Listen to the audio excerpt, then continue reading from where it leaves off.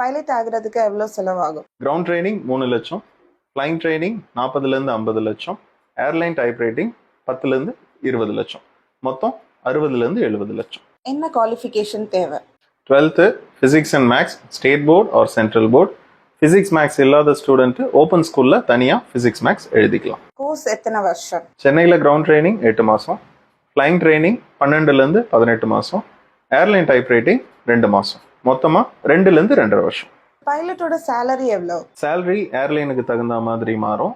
ஆவரேஜாக ஸ்டார்டிங்கில் 2 லட்சம், எக்ஸ்பீரியன்ஸ் ஆக ஆக அதிகமாகும். கேப்டனுக்கு 5லேருந்து 6 லட்சம் வரைக்கும் சேலரி ஸ்டார்ட் ஆகும். பைலட் ட்ரைனிங்க்கு ஸ்காலர்ஷிப் இருக்கா? பைலட் ட்ரைனிங்க்கு கவர்மெண்ட் கொடுக்குற ஸ்காலர்ஷிப்ஸ் இப்போ எதுவுமே கிடையாது.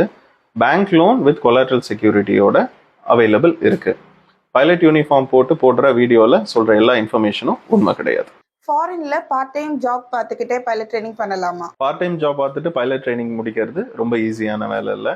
நம்ம பைலட் ட்ரைனிங்க்கு சப்போர்ட்டிவை விட அது டிஸ்ட்ராக்ஷன் தான் அதிகமாக கொடுக்கும்.